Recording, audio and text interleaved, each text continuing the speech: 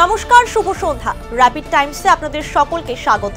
সারাদিনের সমস্ত খবর নিয়ে আমি তিয়া।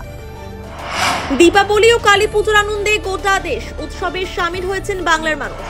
দক্ষিণ ২৪ পরগনা জেলায় দফায় দফায় বিক্ষোভের মুখে পড়লেন রাজ্যের বিরোধী দলনেতা শুভেন্দু অধিকারী।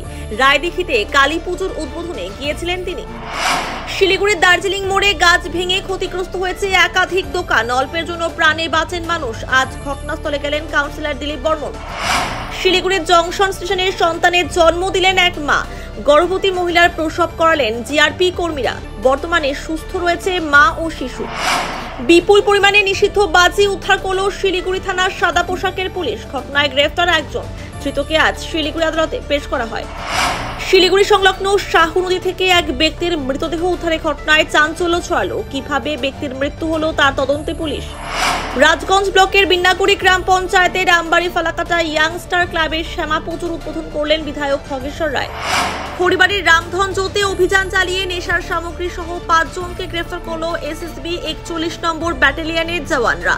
উদ্ধার হয়েছে ৪৭৫ গ্রাম ইয়াবা ট্যাবলেট। বাজেয়াপ্ত করা হয়েছে একটি ৪ চাকার গাড়ি ও স্কুটি।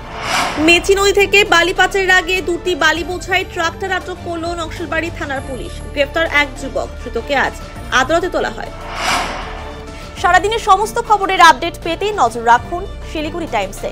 শিলিগুড়ি টাইমসের খবর আপনারা পেয়ে যাবেন শিলিগুড়ি টাইমসের ইউটিউব, এক্স হ্যান্ডেল, থ্রেডস এবং ইনস্টাগ্রাম পেজেও।